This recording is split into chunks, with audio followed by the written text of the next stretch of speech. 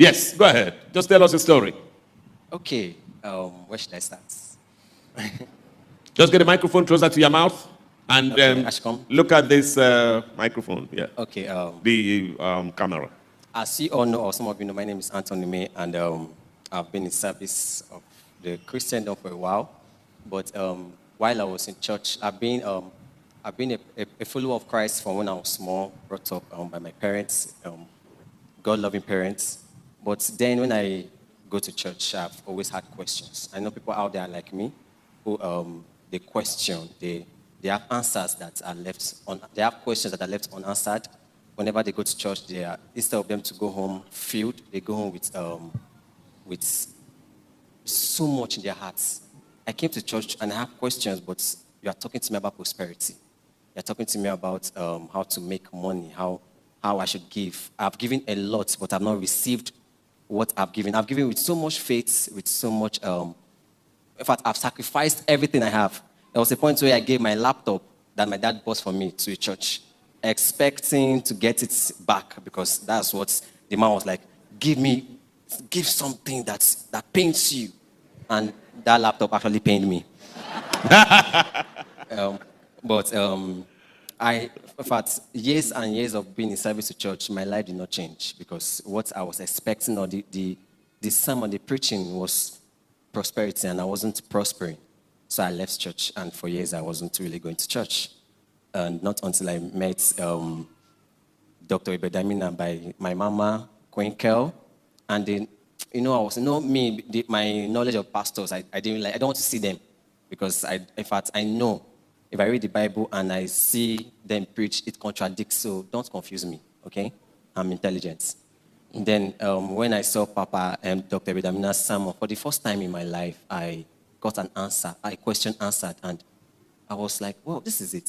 Okay, let me keep on listening. And 2023 is a year that I will never forget because that was the year I started listening to Dr. Bedamina. And since then, my life has changed.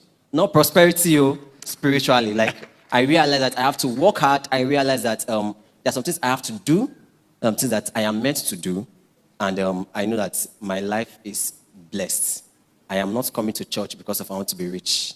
I'm coming to church because I want to know Jesus. I want to serve him. Glory! So that's my testimony. Okay, so I just needed to, let me round off that testimony by introducing him or allowing him to introduce himself. I think that's better, yes. My name is Anthony May again. I am a content creator, a movie producer, and a small boy. So that's who I am. Glory! Thank you so much. Can we put our hands together again for him? Yes, so if you have your testimony, especially about this gospel, the microphone stand is just there in human form. I'll be waiting for you. Global Baba, your comments? Powerful, powerful, powerful. I mean, I met the two of them. Yes. With his friend the other Yes, day. yes. Where is Sam Skid?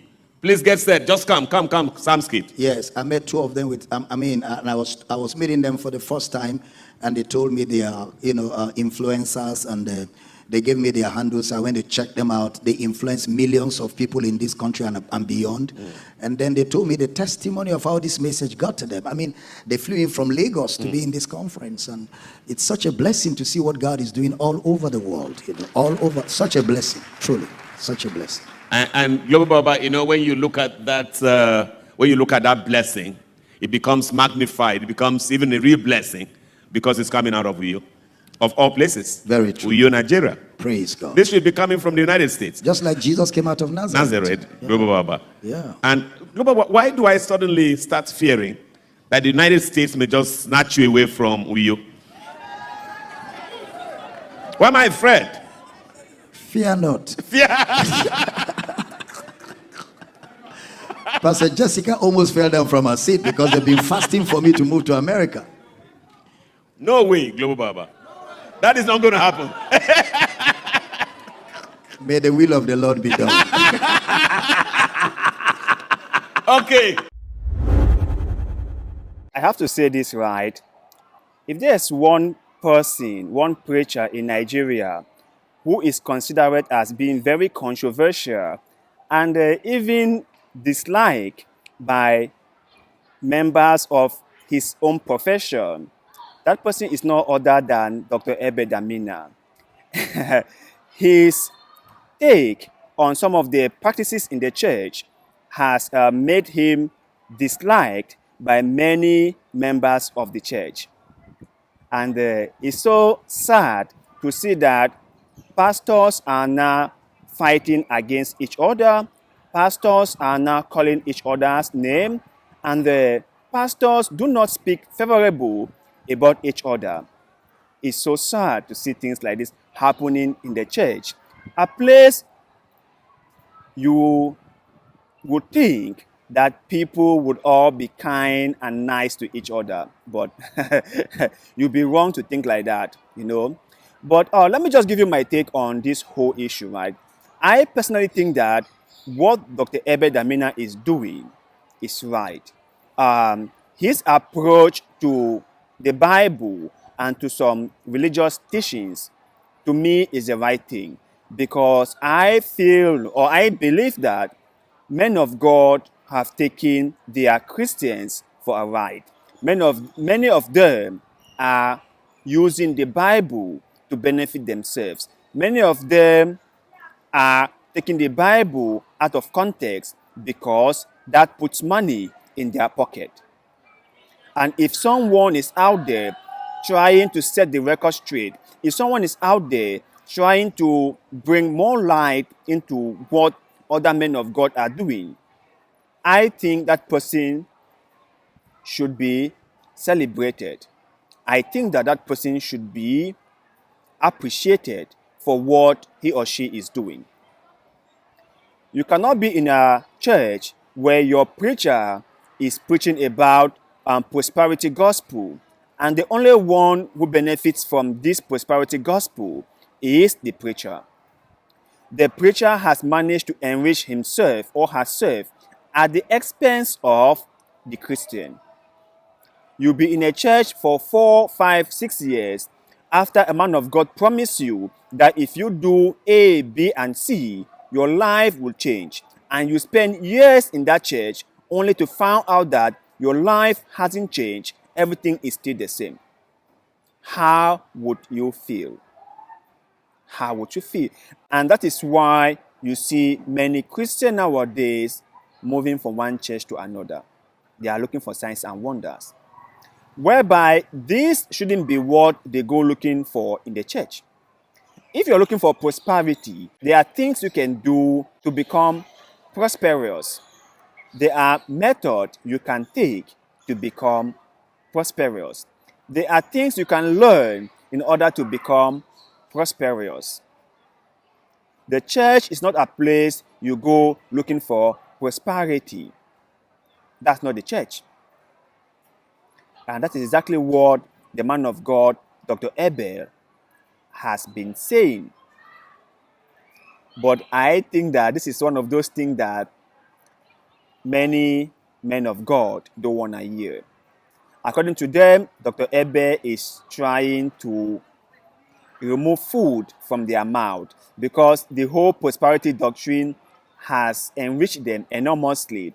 And anyone say otherwise is only trying to cut off their lifeline. And so they will not take this line low. Well, the cat is out of the bag. People are waking up. People are now realizing that what they thought about men of God has all been a lie. That what the men of God have been telling them about sowing seed, about paying tithe, about doing donations, and about being faithful in order for God to reward you with material things is all a big lie. And I'm happy that people are waking up.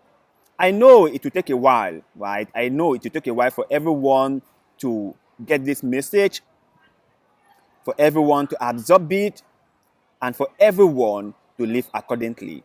It will take a while, but gradually, people will realize that they have been taken for a fool by some men of God. that they have been involved in this whole transactional thing between them and God. And the only person who has gotten prosperous and the only person who has benefited enormously from this whole transaction between them and God has been their man of God or their woman of God. People will wake up to this reality and they will change their ways. But you guys out there, let me hear your take on what you think about Dr. Ebed Amina in the comment section below. Because like always, we love hearing what you have to say.